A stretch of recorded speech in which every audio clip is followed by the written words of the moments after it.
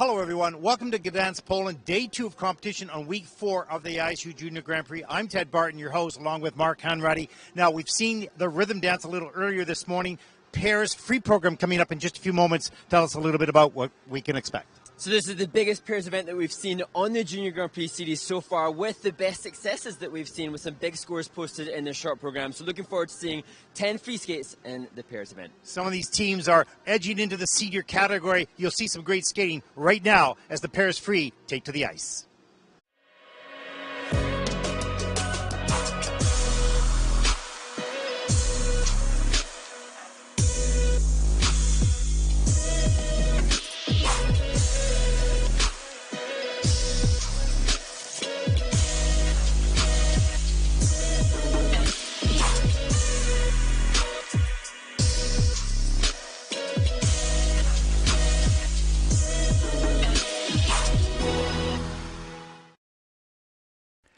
Welcome back, everyone, to Gdansk, Poland, week number 4 on the ISU Junior Grand Prix, second day of competition here. Paris free program coming up in just a few moments. I'm your host, Ted Barton, along with Mark Hanratty. We've just watched the rhythm dance, Mark, and it was great. They had some really strong teams. Yeah, so brilliant competition. Great to see Bashnika and Beaumont, the world bronze medalists in the junior competition, and earlier this year, late last season, and they are leading the field in the dance competition ahead of some other medalists. Lots of medalists now. We're starting to see people returning for their second Junior Grand Prix assignment.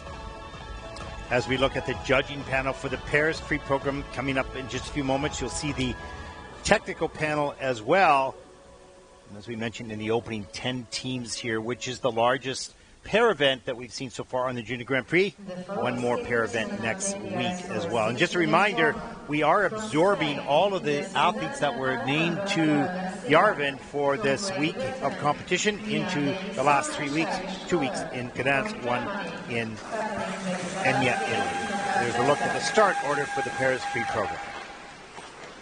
And you see there, in that start order, the final 3 teams which will compete, all mid-50s and higher, and that a testament to the strength of the competition that happened in the short program. Well, we've talked a lot about development and pair development also in particular, because there's not as many teams in that, but a little bit further on, Mark, about development around the world.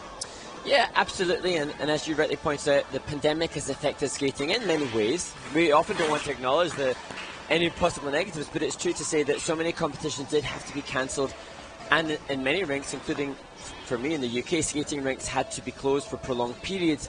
Before you've been saying, Ted, opportunities opened up for holding virtual events that were highly inclusive of countries and places literally around the world. Yeah, well, that's right. There, for a long time there were no in-person competitions. We ran a lot of virtual competitions and learned how to do that mixed production with online judging, which was really an asset for our development. And there was a need for ongoing training of skating officials, of course, and coaches that had to continue regardless. This resulted in a huge expansion of the ISU e-learning platform. Now, numerous online programs were developed to fill that gap. An unexpected outcome came from that effort. People from around the world came together virtually to do seminars, give feedback. Everybody wanted to see each other, right? Because you weren't traveling anymore. And to give feedback to skaters, recertify officials, provide coach development webinars. In one of the first online competitions, I remember seeing this, it was just remarkable. 70 skaters in South America participated in an off-ice spinning competition with judges from around the world. I was watching this, I was part of this thing. Although this competition was not organized by the ISU, it was nonetheless a great inspiration for the ISU e-learning development. It was really sort of the birth of a new way of accessing judges and monitoring and helping to support skaters around the world. And so then from the experiences thus far in e-learning, the content on the e-learning platform has become user-friendly and easily accessible vehicle to connect and to support the skating community no matter where one lives or skates. What about the other disciplines of the ISU team? Yeah, well, the courses cover both figure skating and speed skating branches, of course, focusing on skating skills, the basics we all always are talking about, coaching techniques, technical rules, of course, we're talking about that as well, and all so forth. In addition, of course, these courses are of general interest regardless of the branch or discipline you're in. Since 2019, the ISU e-learning has made available a series of courses at the fingertips of targeted users, and that may be coaches, and may be officials. But in some cases, you can see, we want to open this concept up also to the fans, of course. And so what are the examples of the courses that are currently available for those listening and wanting to know a little bit more? Well, it's a tough place to know where to begin, but just briefly, there is such a range of interesting courses. Like, for example, skaters have choices to sharpen their skating skills or training techniques by following the courses developed by skating experts. Coaches now have an opportunity to take online courses based on the ISU Coaches Education Qualification Framework, which is worldwide coach development structure, and developed by the ISU to assist ISU members and coaches in their path of development. The ISU and international officials can also benefit from a series of online courses designed in cooperation with the ISU technical committees to fulfill their reappointment needs. Now, a recent example, when the ISU changed the number of program components from 5 to 3, well, how did you educate people around the world? Well, judges and referees were required to take an online course consisting of 10 hours of content in order to be ready to reapply the new format. So lots going on e-learning. The point is that COVID forced us to think a different way, to expand opportunities and access to the sport education around the world. Absolutely. How wonderful. And I assume that is helping to pave the way for more participation and access for skaters from around the globe. I remember, for me, waiting for World Championship videos. I remember when the British Broadcasting Corporation used to just showcase the World Championships or the European Championships, and I'd wait all year for that, whereas now the skaters have access year-round, daily indeed. Most of the skaters competing here, I'm sure, have a smartphone or a device. The old VHS tape. Yes, used to take a lot of cart those around as we watch the final minute of the warm-up session for the first group in the Paris Free program. Yeah, lots happening at technology, and the need to use that technology in different ways has really inspired the ISU and other federations around the world to explore the possibilities of technology and education online and at home, which makes more sense. People save money, they save time, but they still get the same education. Now, better to do it in person, not all the time, but some of the time, of course. If we take a look at the wide shot, here's the look at the starting order. Now, the pairs can only have a maximum of 4 teams on the ice for a warm-up, so that you'll see this group split a little smaller, of course. It's just a little riskier, need a little bit more space, if you will, as they warm up. We saw the final group warming up this morning, and the speed and energy, even in these junior teams, is quite a sight to behold live when you're in the venue. It's so much. Yeah, and we talked a lot about safety when it comes to the development of pairs. And we'll see some developing teams here, different levels and standards, of course, as we see in all the junior categories. But as we talked about, these are special athletes, special people.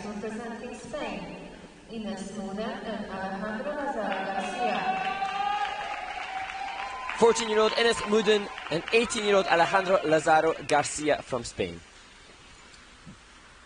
And they'll skate the free program to What Could You Lose by Madonna, and Now I'm Following You.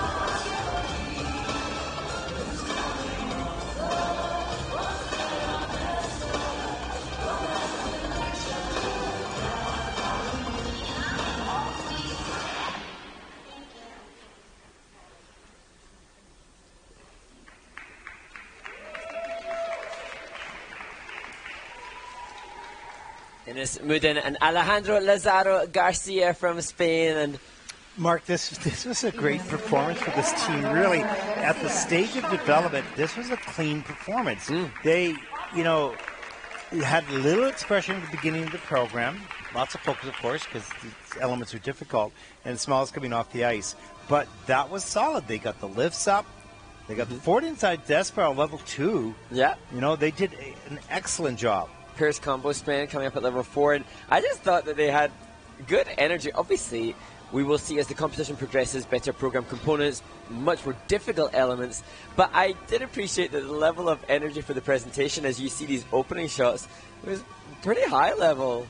Yeah, exactly. And the team is still learning to, learning their skating skills, of course, to create more stability throughout the program. But for the planned program, there's a single loop there off the top, of course.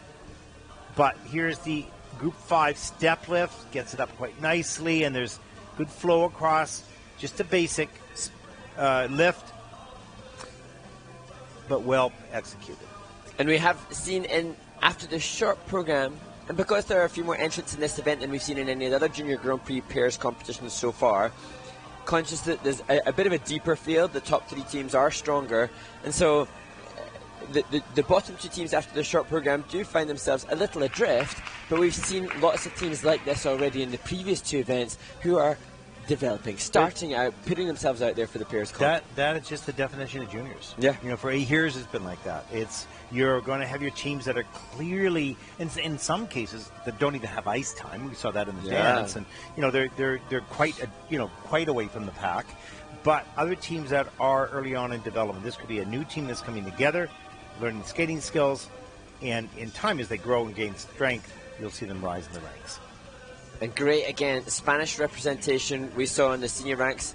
Barquero and Zandron, they came 11th at the Olympics in Beijing in February earlier this year, so just wonderful to see that Spanish representation taking part on the senior ranks and on the juniors, the next generation being worked upon by the coaches here.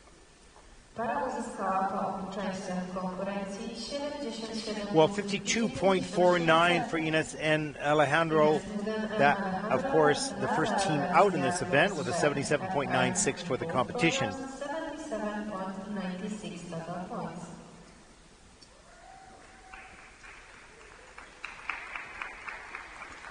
Przed Państwem reprezentanci Wielkiej Brytanii. On the ice representing Great Britain. And the next team to take to the ice, Niamh Davison and Shailish Collar from Great Britain. 9th after the short program, and they'll skate the free here this afternoon to Rhapsody in Blue by Gershwin.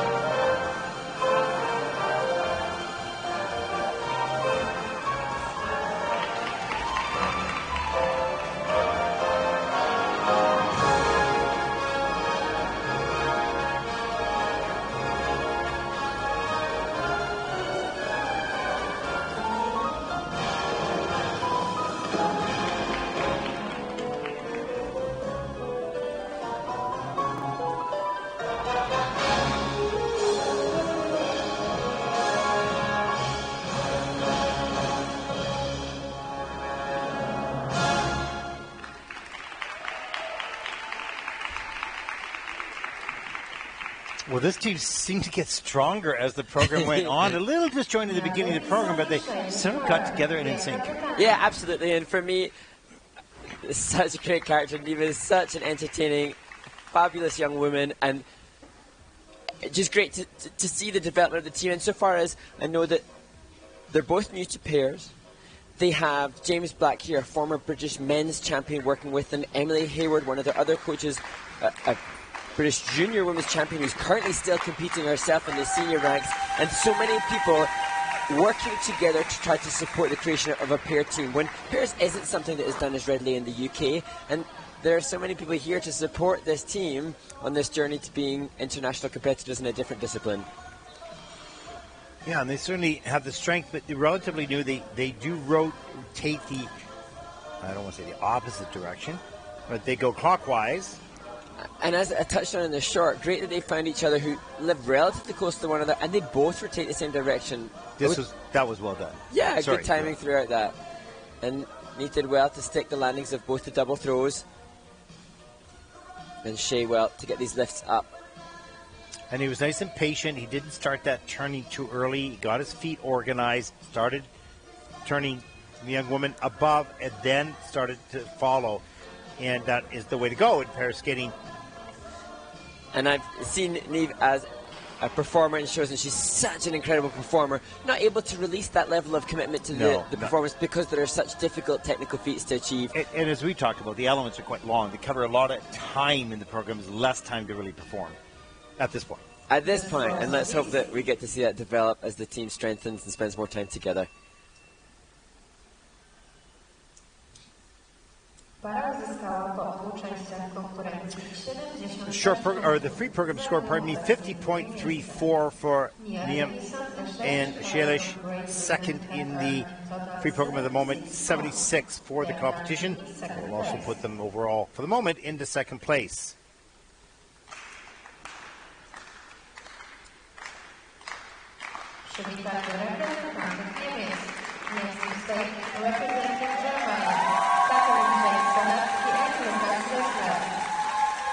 Great support from German fans here for Katalin Jan Salatsky and Lukas Roseller. And they need just a 41.31 to take the lead. And they'll skate the free program to Where's My Love.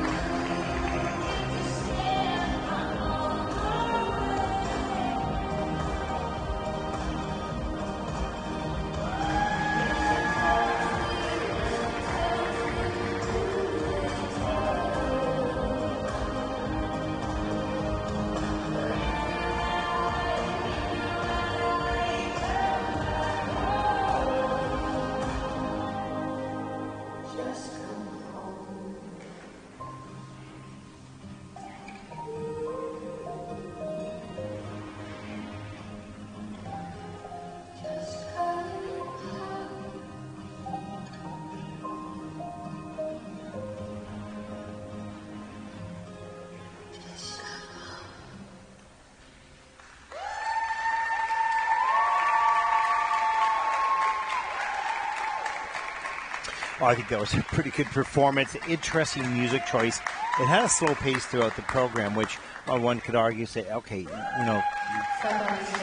need to change this up a little bit, get a little energy in the program. But I think that good strategy here. This team was precise and thoughtful and careful going into all the elements, of which they executed extremely well because they weren't running around the ice to faster music. Absolutely, and what a great opportunity for us to see the progression from the first two teams who attempted similar level of difficulty to the Germans here, Catalin and Lucas.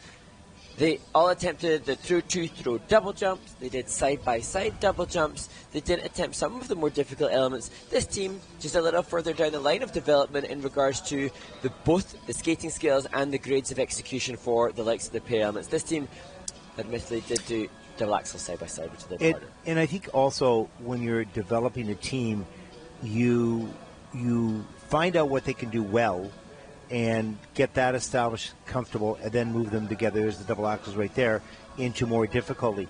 Here's the look at the throw, double flip, nice right on top. Good strong backs throughout the performance, and for Catalin, nice strong back on the landings.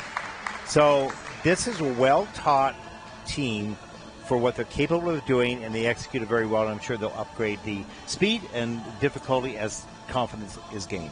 Absolutely, and as we acknowledged in this short program, they have a former European bronze medalist as their coach, choreographer Yotti Politsowakis, a German ice dancer who's an Olympian himself. So all of the people helping the team will be eager to push them forward, and great heritage in German pair skating as well. Yeah, and I just thought this team was, they understood their goal here was not to race around the ice and go crazy. It was just to methodically and carefully execute each element to the best of their ability, which is what they did. So it was a nice, clean performance for them. They don't have a season's or personal best, but they just need a 41.31 to take the lead, and most certain that'll happen. Yep, and with having seen other German teams competing in Ostrava and in Riga, there'll be their own personal objectives, but then there'll be an element of trying to make sure that they are the leading German team exactly. for junior world selection. And with Lucas being 20 years old, this would be their last year as juniors before they'd make the leap towards the senior ranks. Well, let's take a look at the scores for the free program for Catalin and for Luca. 62.76, pretty good score. That's clearly almost 20 points ahead as they take over the lead after the first group.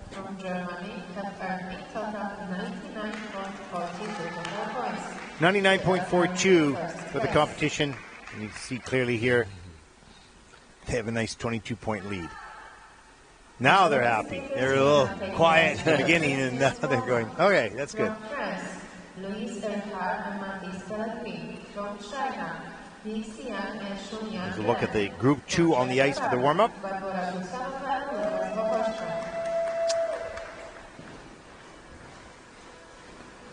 And again, great to see next step up to another stage of development. You can see as the skaters take to the ice for their warm-up, a little bit of an increase in the speed already as the skaters work their forwards crossovers to get their bodies ready for the more difficult elements to come.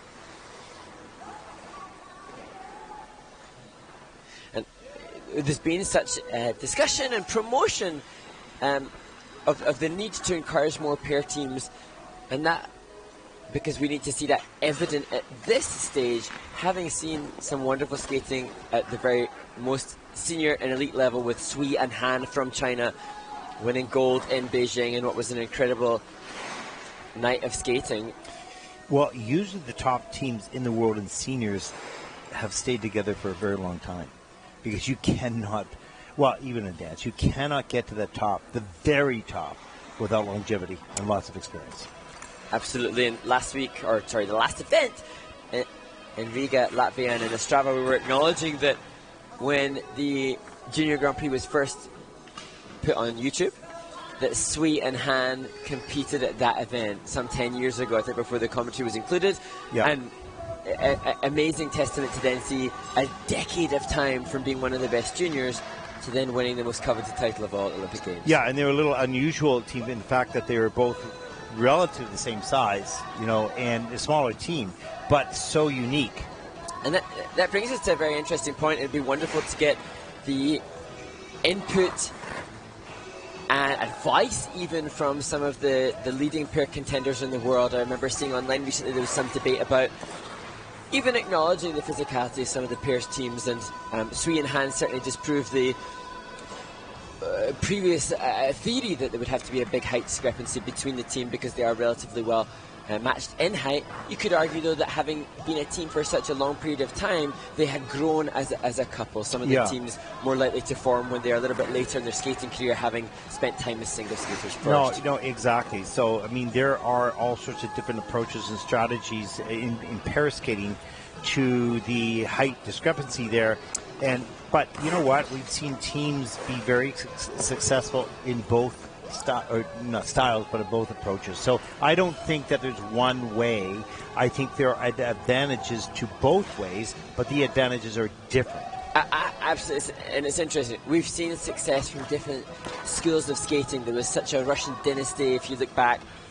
Tamara must have been responsible for the greats of Gordeev. Oh, no, she wasn't Gordeev and Grinkov, sorry. She had Valova Vasiliev. She had so many champions, and she had her formula, which was very clear in its process and creation of great teams. But then we discussed, obviously, yesterday, the Chinese dynasty of skating, which, again, a different school of thought.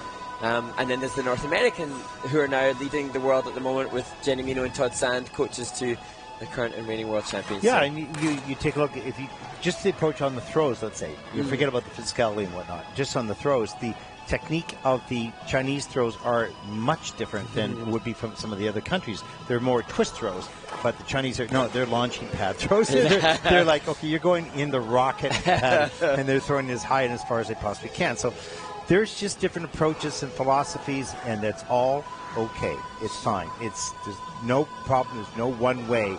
You figure it out along the way, and the top teams that succeed prove that their method was the best. And I suppose interesting now, we look at the reigning world champions, Knierim and Frazier, an American team who are a formation of two previously successful pair teams that come together later. We think of Aliona Savchenko and Bruno Masso, the Olympic champions of 2018. They too success with previous partners, and later on they come together and still manage to find success. So lots of different pathways, lots of different educations to get to the upper echelons of the sport. Yeah, absolutely. And I think, it's interesting, when we talk about pair split or partner split, let's just put it that way, either in dance or in pairs, which one is more difficult to get back together? Not together. So when a team splits and you look for a new partner, is it easier to find that match in pairs or in dance? That is such an interesting conversation. Because then you look at Aliona and Bruno. There we go.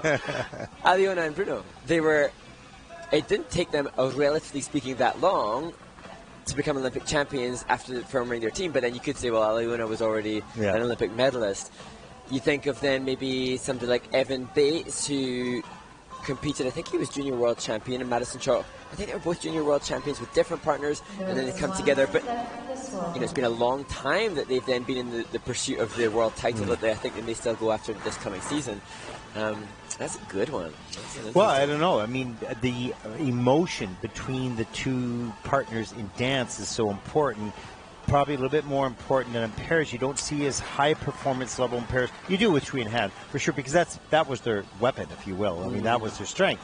But, in dance, it's all about that passion and that performance on the ice. So, I don't know. And you could argue, it'd be great debate to have with some of the leaders in their respective disciplines. You think discussion, not debate. No, discussion. Yeah, good point. Discussion. Absolutely discussion.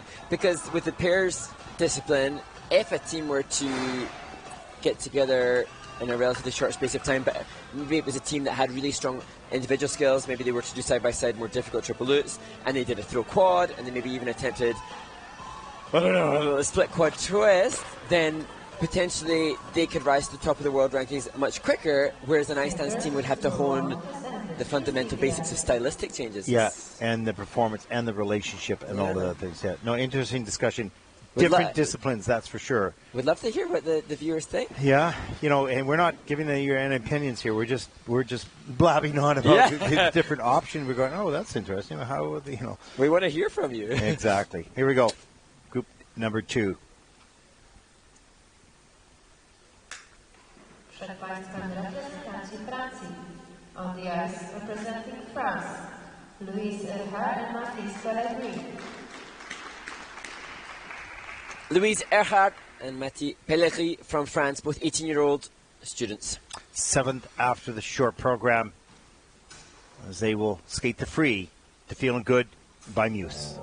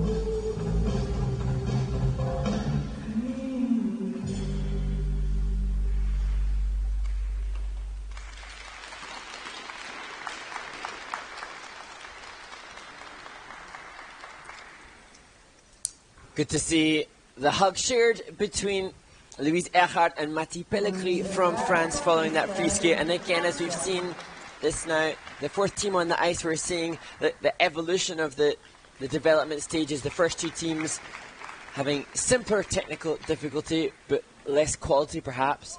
The 3rd team then, a little bit more quality with the simpler stuff, and this team now attempting the more difficult elements with the likes of the throw triple salto. Yeah, and they had some difficulties in this program. And, you know, we haven't talked a lot about this yet, but how many run-throughs do skaters do? Because the more run-throughs you do of your program and preparation, the more comfortable and confident you are.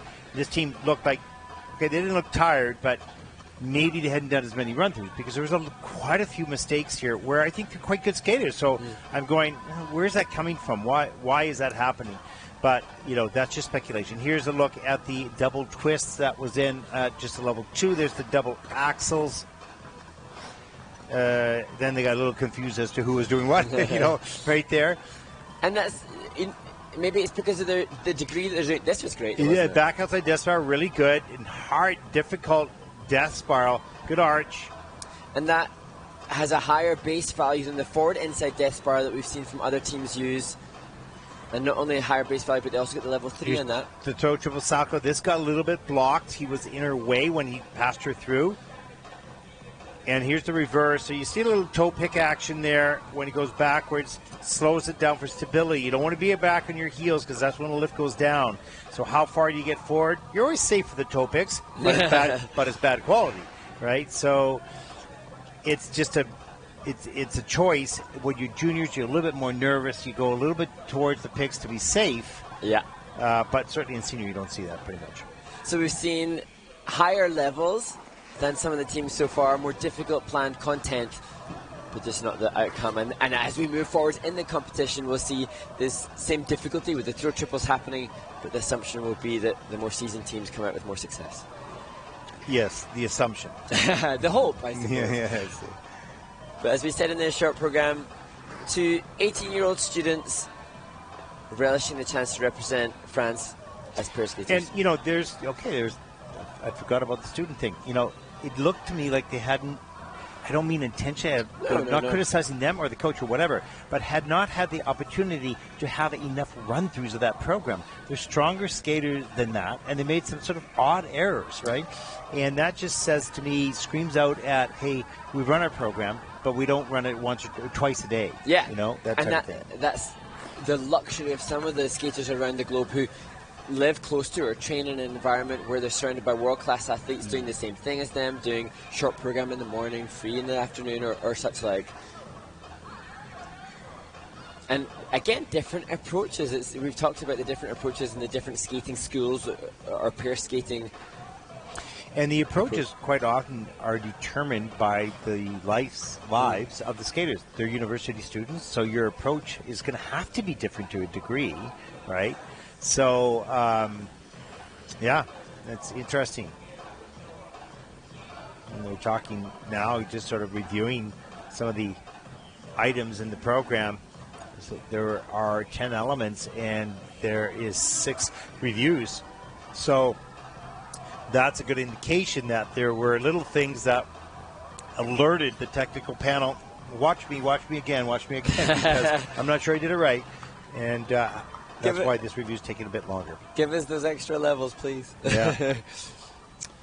Yeah, exactly. Louise and Mati, coached by Mehdi Bouzine, who doubles up as choreographer alongside Thomas Rochelet as well. And the free program scores for Louise and Mati, 61.89. That's second in the free program. Certainly capable of a higher score. It's 99.36 for the competition, and that'll put Louise and Mati currently into second place.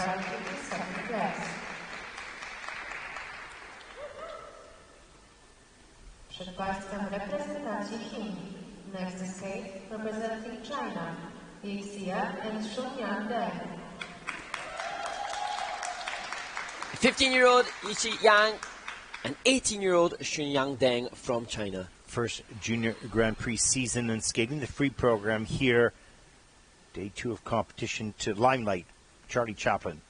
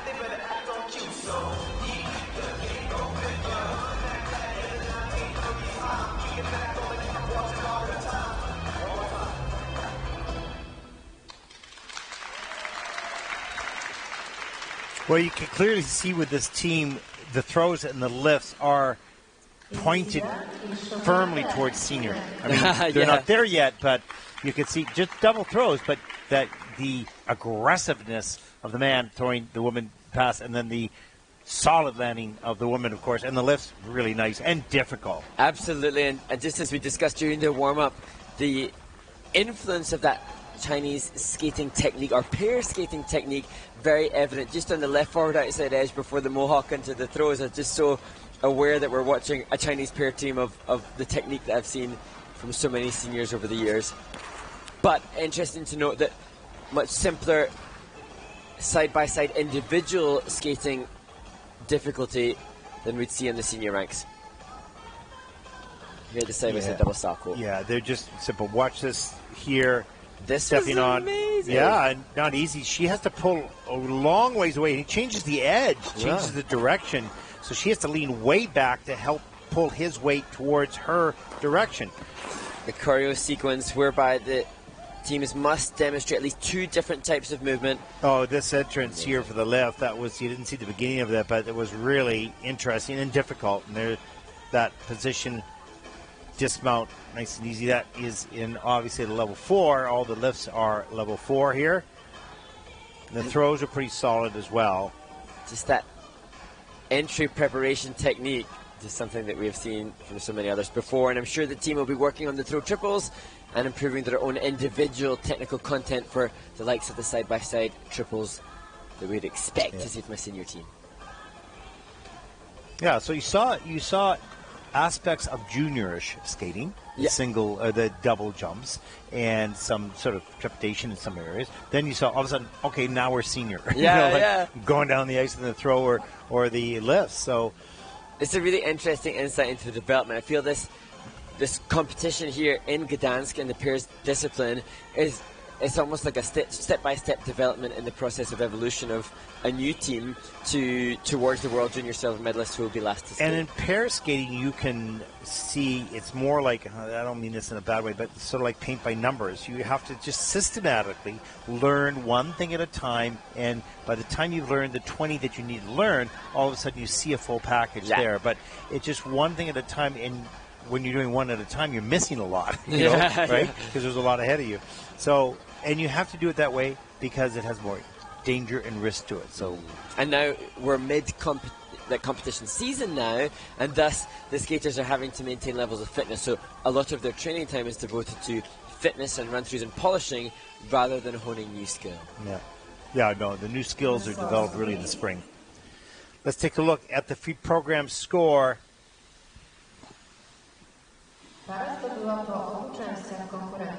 And here it is, 82.04. So that's a pretty good score for the free program with the total competition score for Ixi and Shenyang, 125.97. And that'll put them into first place. Pretty anxious to get out of the kiss and cry. Let's get going here. We like that. Those are good scores. Let's go. Our work is done. Yeah, so they're on the edge of their seat. They're going, can I go? Yeah, exactly. That's hilarious.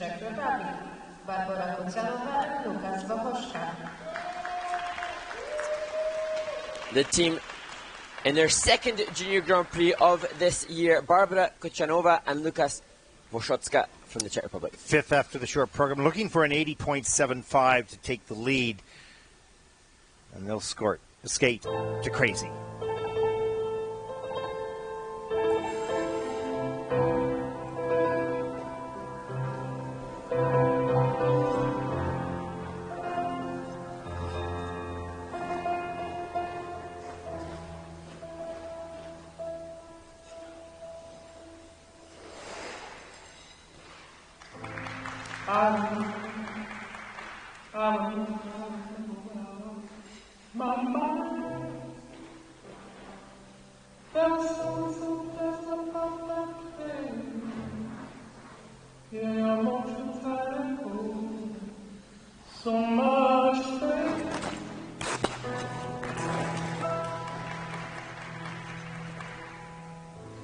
When you're out there without care, I was out of touch. Who was I calling on now?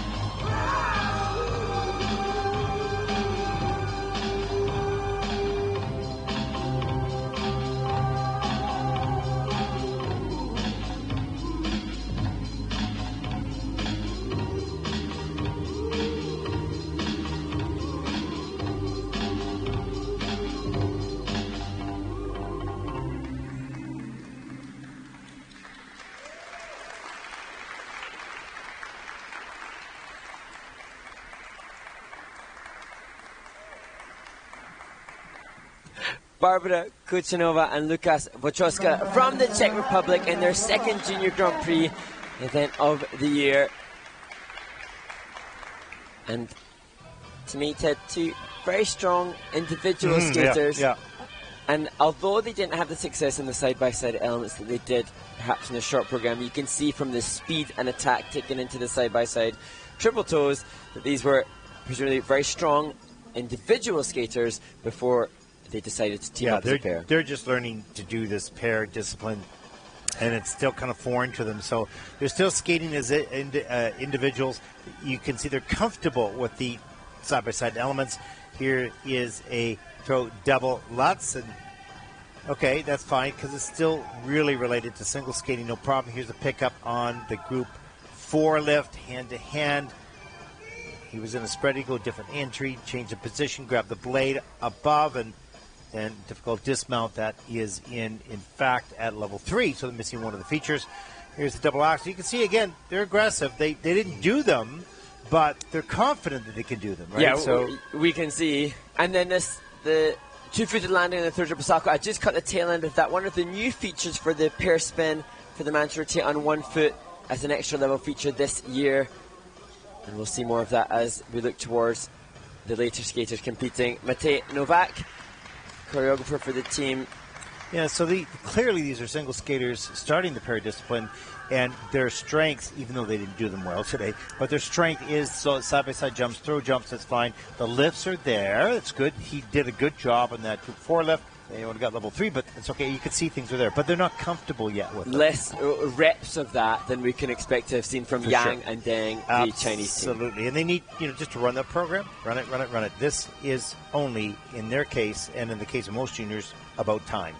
Absolutely. They just need the time. Nothing replaces the merits of time. The experience and the motivation from being here alongside others, that can bolster, that can put a little bit of a Bunsen burner under the time. That is the time. Yeah, that yeah, is, that's you have experience. That is part of that time, right? So they just need competition experience, which is time, and training in the rink and run-throughs and all that kind of stuff. Because these are two strong skaters who haven't organized their strengths. Yeah. And that said, having competed in Ostrava a few weeks ago where they posted a score of 67.91 in the free skate, it does look like improvement has been made, but whatever they post here, a lot more would easily be added to that. Oh yeah, as the season absolutely. progresses. They've got strengths, and their strength, this is only going to get better faster as they get a little bit more time. Let's take a look at the scores. Season's best with a 74.86.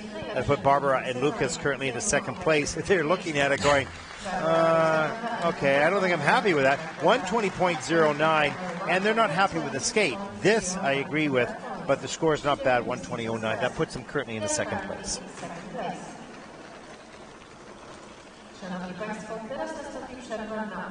And as we open the ISU Theater for the ice resurfacing break, I'm going to turn your mic on again there, Mark. A couple times you're talking without the mic on. So what do we have coming up here?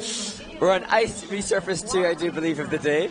And with that in mind, we're going to get to see the interview with Kayla Smith and Andy Deng, who won the Junior Grand Prix in Riga in Latvia. And they, so entertaining, both on and off the ice. Yeah. And then we head to Champéry for one of the ISU Elements Explained video series, and this time it will be regarding the change foot combination spin before we look again at the speed skating documentary teaser. Okay, we'll take a short break. I think we have a little lunch in our room here. Wow. And we'll be back right after this.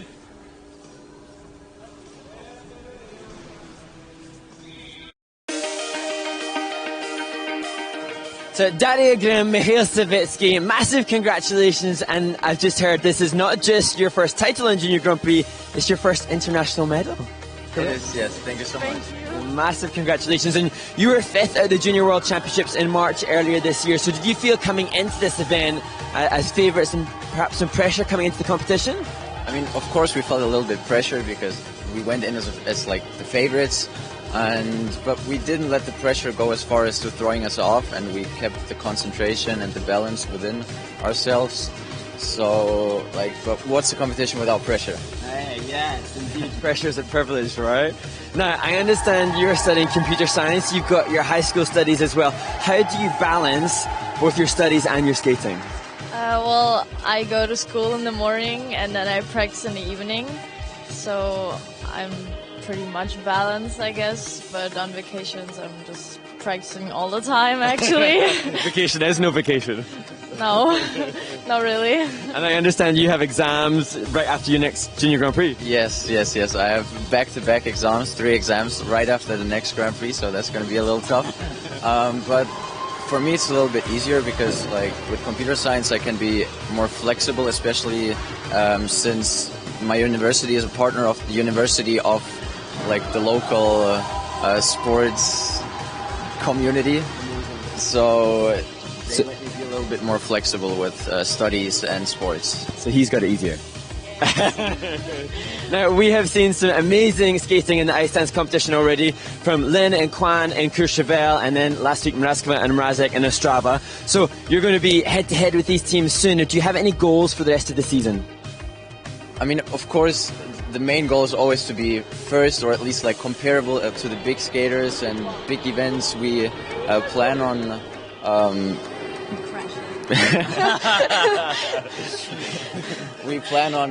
getting a good place at the next Grand Prix and maybe even go to the finals. That would be super awesome.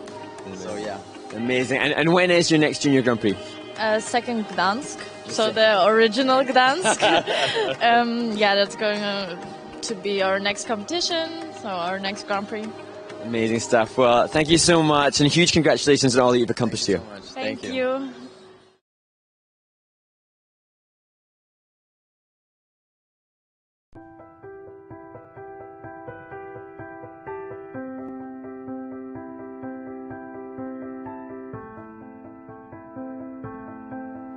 Hello, I'm Fang Dan from the ISU Beijing Center of Excellence. I'm the ISU Judge and International Singles Technical Controller. Today, we are learning the crawl sequence. A crawl sequence is a required element for the figure skating in singles figure skating program in all international senior competitions. A cross sequence consists of any kind of movements, like steps, turns, spirals, Arabesques, spread eagles, inner bowers, hydroblading, any jumps with maximum of 2 revolutions, spins. The pattern is not restricted, but the sequence must be clear visible. And if you want to earn the highest points possible during cross sequence, you should have originality and creativity.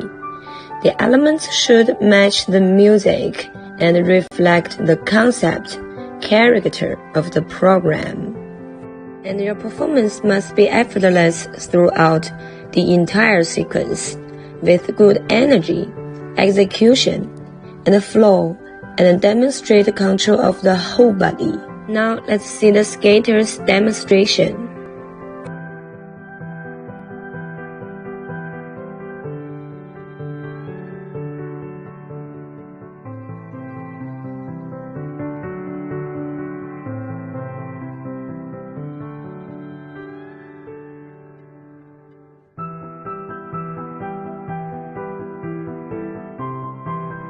That's all for today. See you next time. Bye bye.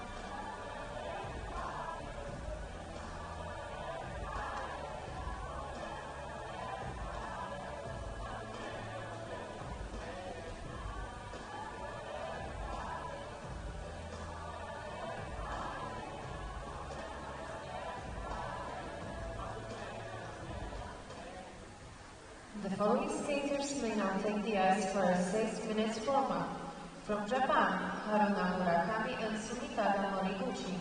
From Ukraine, Violetta Serova and Ivan Fetta. From France, Oksana Gulemu and Flavio Giraud. From Australia, Anastasia Gurgieva and Hector Piotr. Welcome back to Gdansk for the final group, the third and final group in the pairs free skate. Currently, Yang and Deng from China lead the competition after the first 6 teams have completed their free skate. And now we look ahead to the final group of 4, and the reigning World Junior silver medalists Golubeva and Giotopoulos Moore will be the final team to take now to the ice. You're going to see a significant speed increase and quality of skating skills and difficulty of elements. Some really nice young junior pair teams here. Well, you're always in development, but less in development mode than the teams that we have seen up to this point. Teams that are a little bit more established and on the trajectory towards the senior ranks. Yeah, totally. Now, we have no questions, right? I haven't been checking up on this, Ted. I actually think that I am losing it. On the last ice resurface, I did it again. Second time, you said, oh, you're going to be watching this, and there was something totally different came out. What is wrong with me? And this is because you're here. The last time I was on my own and I managed to survive. Maybe I'm more relaxed now you're here. Maybe that's what it is. More distracted, because we're yapping and talking and laughing, right? So, and then we throw somebody like John Kerr into the mix, and then I yap and talk. And yeah, exactly. But that's fun. That's all good. All good. I am sincerely hoping that we will get more conversation and communication. We know that there are obviously a lot of people tuning in and checking in with what is happening. It would be just so glorious to hear from those that are in the sport and involved, and interesting to hear from those that have opinions about the different. I was just going to say, we should change the request here from questions to thoughts. I don't want to say opinions. We will not broadcast, a negative or angry opinion. We're not going to do that. But if you have opinions on, some of the changes that have been made, or some of the what you like or what you don't like about certain disciplines, great, all that kind of stuff. We just want to keep it positive in regards to, and fair to the athletes and whatnot. So, absolutely, we want to hear from you. We've veered a little bit away, having now got to the 4th Junior Grand Prix of the series. We've veered a little bit away from acknowledging that there are changes this year. The skaters are now a little bit more accustomed to, and the coaches are more accustomed to the changes for criteria, but definitely there have been big implications on the program component scores. And I would say pretty good. I mean, we are seeing a better range of between the PCs. But still, it's, we've talked to some of the judges, and they have really been encouraged to show the differences. You've got, for instance, really strong skating skills, but you have no presentation, composition, et cetera, reflect that in the scores. And there is no, that's the other thing, there is no officials assessment commission for this year to allow the judges to really spread the scores, because they were always assessed on a mathematical equation that if they were above or below by a certain distance, then they were asked to have to justify their scores, and they're a little bit more nervous to do that, so they stay within that range. That doesn't exist, at least for this year. Yeah, so, that was really interesting. So the OAC, the Official Assessments Commission, I think. And that was brought in at the very beginning when we did the system, and for very good and valid reasons. However, maybe times change. I don't know. Well, yeah, I actually thought in discussion with some of the judges, it was brilliant to hear that following the change of criteria from 5 components to 3 and differences this year, that the OAC wouldn't be looking at that stringently. They're still going to acknowledge any cases of national bias. They'll still be conscious of that, which is great and I think very valid. But they're in discussion with some of the judges, and it would be great to hear from more, it not having an OAC scrutinizing quite a range of marks should allow a confidence for the judges to perhaps reward a skater who has they felt it did a presentation or a composition that's much stronger than their skating skills. Yeah, and the question is, if you analyze those scores, did that actually happen? But certainly the discussion was there. They like the fact, the judges do, that OAC is not there, particularly because we've gone from 5 to 3, and they've always been encouraged to spread the scores, but not allowed to. Yeah. You know what I'm saying? Because if they're outside the medium, they're being getting picked up. But now it's not about that medium score. It is about, do what you feel is right. We'll take a look at that. If there's national bias, that's a different issue. But if you've got a scoring range that's quite different, is really justified, because the skills are different, then that's fine. And that is based upon the criteria. So there's very clear criteria. Skating fans can access that information regarding the program component scores, and judges have a clear criteria for which to base their scores out of 10. And if a judge can justify it, then go for it. And some of the fans may not know exactly what a particular criteria means. Many will, but some may not. But the fact is, it's way more detailed than you would think, or that people like to make it out to be, right? Yeah, and of the current 3 components, the first is composition, which has criteria listed below that. There's a table of adjectives and descriptions for composition. The second one is presentation. The third, skating skills. So we're looking at composition, presentation, and skating skills. And underneath those headers, there are different criteria that the judges use to assess the quality of the skater. So for composition, that choreography reflecting music and form. These are some of the words that are used to describe the composition. The presentation is a little bit about the expressiveness and the projection. And the skating skills is essentially the skater's mastery of the blade. Yeah. There's a whole load more than that. Yeah. There's so much more to it. And it's interesting, we use one language to describe this for many languages, many cultures, and that's the bit of the challenge. It's all in English, of course. Yes. Here we go. Final group in the pairs, medals to be determined, and perhaps placements in the Junior Grand Prix final in Torino. Przywitajmy reprezentantów Japonii. On the ice, representing Japan, Haruna Murakami and Sumitara Moriguchi. Haruna Murakami and Sumitara Moriguchi from Japan.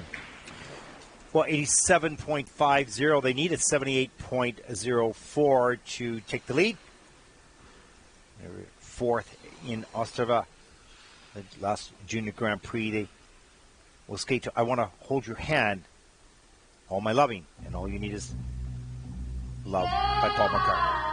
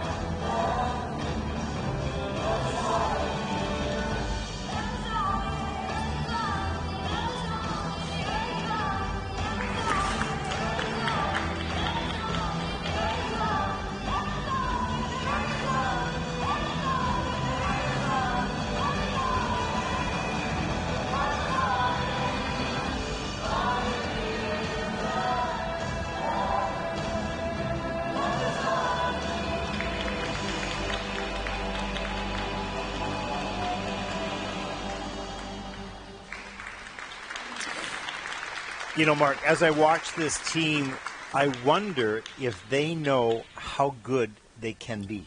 They're already good for juniors, no question about that, but they've got a long way to go here.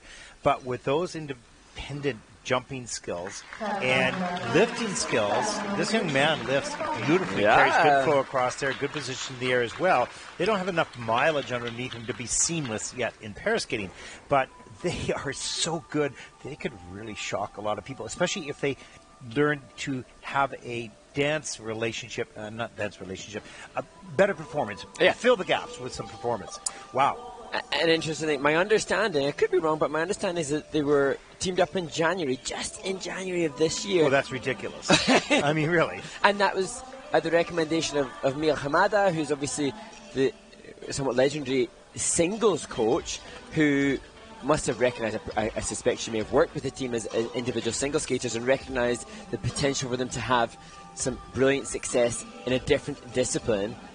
And there's the twist again, the split there, just a level one. Here's the triple Lutzes. Let's take a look.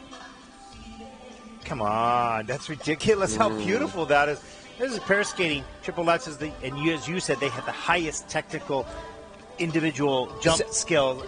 Of all this, it's a shame they hadn't had the success here. It was this element, which in their first junior Grand Prix, triple sacco, triple toe, and you'll see Haruna stepping up into double axel. When they did their first event in Ostrava, they both nailed this and got the highest scoring ever side-by-side jump. And she looked at him going, oh, he didn't do it, but I'll do it anyway. And it didn't matter. You weren't going to get the points for it. Yeah. Here's the toe, double flip. And that's where you see a team that's just teamed up in January. Yeah, and with this individual, those throws are going to come like this. Just absolutely. If they can jump like that, they can throw like that. They just need the experience on it. But this team has the makings and the ingredients to be great. But they have a road to travel yet. Absolutely. And they said that their idols are Miura and Kihara, the current world senior silver medalist, and they actually were able during a show in Japan to learn some skill set from the world medalist, and that wonderful to know that there's shared knowledge. And we were just chatting to Kathy Reed, who was explaining that at the Kinoshita Academy, where they train in Japan, there's a lot of push for the Japanese team to secure Olympic gold, really. We talked about that. I said, watch out the rest of the world. Japan is on the way with the pair development, the dance development, and of course the singles they've already got. So. And we've just heard that from the Japanese skaters, but it was already evident when we were looking at what was happening in the processes that must be happening in Japan to facilitate these. Look at this young lady. She has a personality in Kiss and Cry. They both do. And a smile. But good to see that they have a good connection for a team that has a 6-year age gap between them.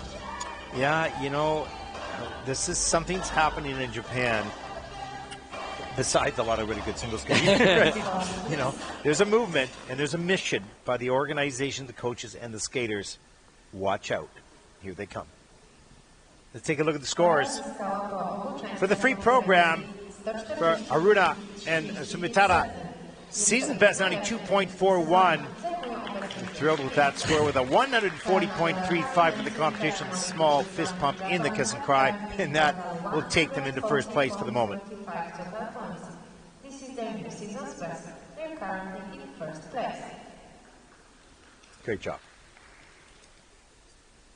Przed Państwem reprezentacji Ukrainy. Next skate representing Ukraine. The next team to take the ice, battling to maintain their position after the short program, where they find themselves in third place for Violeta Yerevan and Ivan Kopta from Ukraine. Well, they needed 85.13 to take the lead. Personal best 98.08 in the free program, and they will skate to Hello by Beyonce.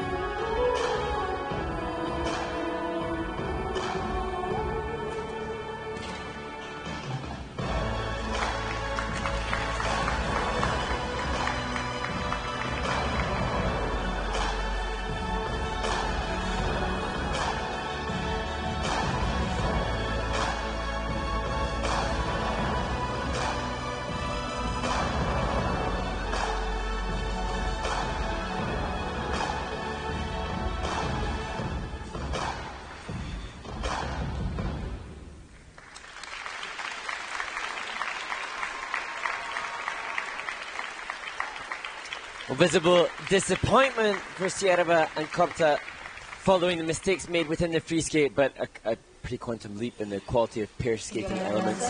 Well, they are a more developed pair team than the Japanese team, which we just saw, because they've had more time. The lifts are extraordinary.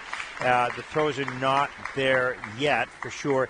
Not a lot of connection between these two yet. You know, their single skills are a little bit weaker, the independent solo skills. So a little bit of the swing of the pendulum from the Japanese team to this. And both have strengths, but both have clear weaknesses yet to be developed as well.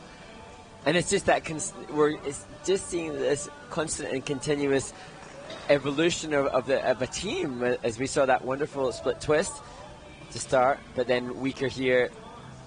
And, you know, here's the throw, triple loop. Legs got too wide and apart like a wrap, but this is interesting. Loved this. The pairs combo spin, choice of features, great to see. And the different features, the different legs that they use. This new this year, lifting the women while the man is on 1 foot for at least 2 rotations is a level feature for the pairs this year. And they did it with a great creative execution, the best that I've seen. It was, you know, art in motion, really, like a statue in motion. Yeah. It's really interesting. I think one of the things that, you know, that the young juniors, it doesn't matter what discipline it is, don't realize is when they see themselves, if they see, and other people that judge, see they have, an attitude is not the right word, that they don't have a performance at all. There's nothing on their face except for, if not fear, but just sort of concentration.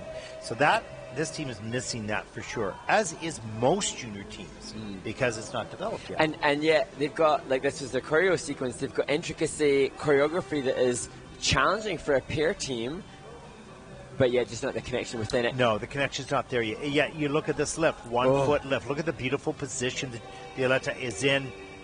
Turned out to very safe and secure. She doesn't move. The girl must have absolute firm body, cannot waver at all. That's her job up there, be in the position and be still so he can lift easily. And you know, he's solid. Yeah, saw that in practice this morning. So impressive. And you know, Ukraine has a strength in pair skating. Yes. Even the Olympic champion 2018, Alyona Sevchenko, she was actually a junior world champion for the Ukraine back in 2000. So, you know, there's a lot of good knowledge. They have very strong men in Ukraine skating, really strong men.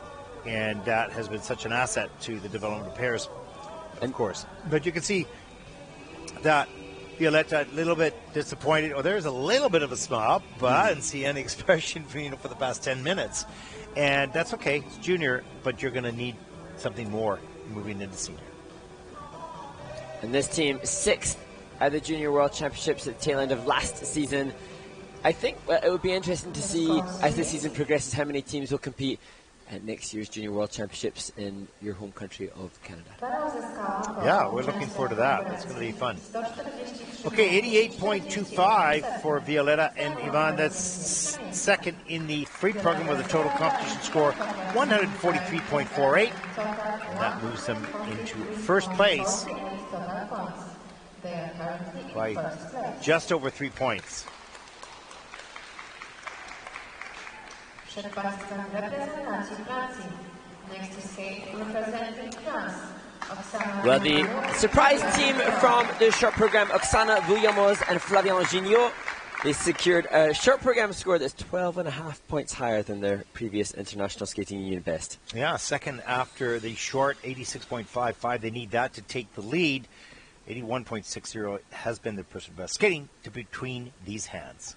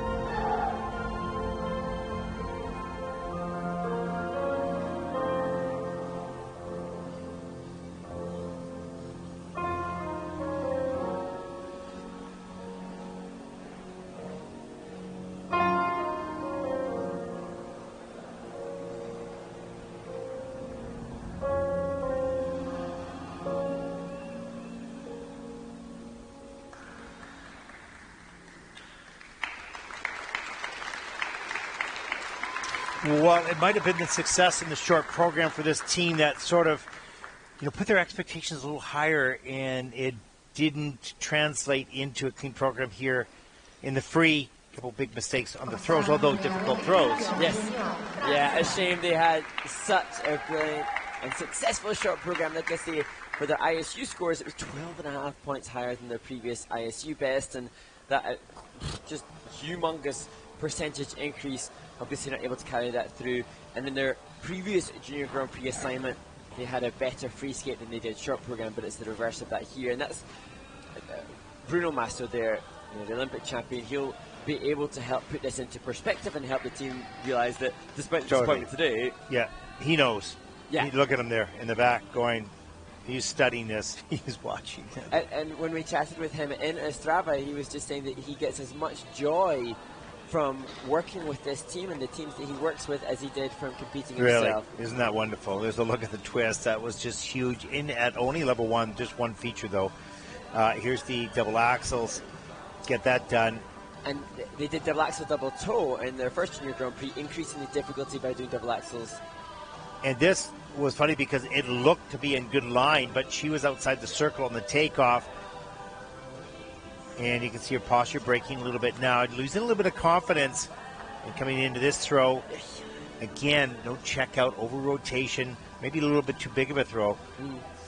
But I feel like, having chatted to Bruno and hearing his opinions and his approach, I feel like he'll help this team too. Oh gosh, yes, absolutely. Listen, he's looking at this going, I know exactly where this team is at. Seeing the falls, saying, okay, they're mistakes, okay, but this is not critical because we don't have enough experience yet. Long-term athlete development. Absolutely, yeah. Where will they end up? Let's see. Here it is. Season's best, 83.09. That's third in the free program with one team to come. So this could change around a little bit.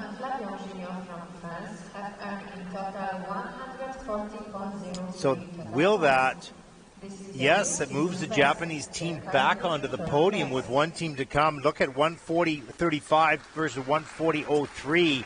So that's disappointing. Not for the Japanese, but that's disappointing for this team. Wow.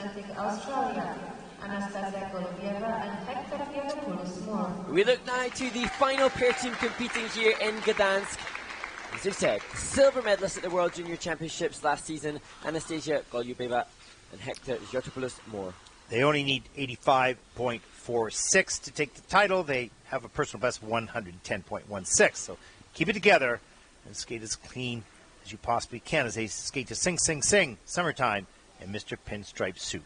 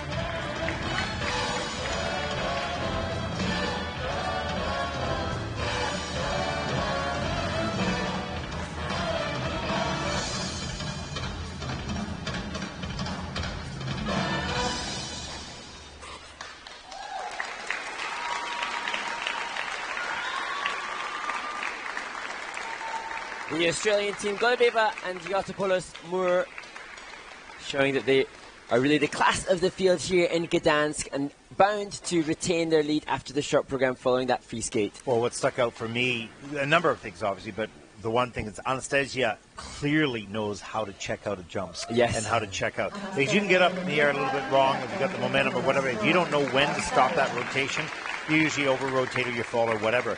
But clearly, she fell on the throw triple Salchow, but the other throw, I think it was the loop, not sure which one, absolutely amazing. And you watch it, hopefully you caught. So. Yes, I think Did so. you? I hope so, yes. Well, we're going to check right now. So, no, but clearly this is a very strong team with lots yet to develop. They have good look on the ice as well.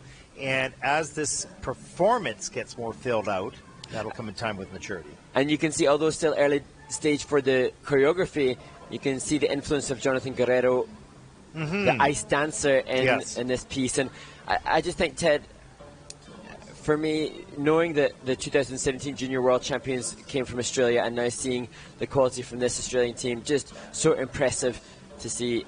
And watch here. Watch Anastasia check that free leg out. He's so easy and so much at the right time. And she goes up into the double toe loop again. That just got a little bit, stuck. And here is the triple Salchows. Watch again. Anastasia's free leg gets out so nicely. Watching the throw here as well. She had that free leg out really early, and it just pushes back. That was on a lean, too far back on the heel. That one didn't work. But the rest of the program, great. Absolutely. And we're looking back then to reference the scores. I think their personal best 110. The Junior World Champions who beat them in talent had 120 for their free skate, and by the end of this season I think that's a score that this team could very comfortably beat. Yeah, but they're 108 today, 108.53, that's first of course, and they're going to take the title with a 166.56 for Anastasia and Hector from Australia as they grab this gold medal.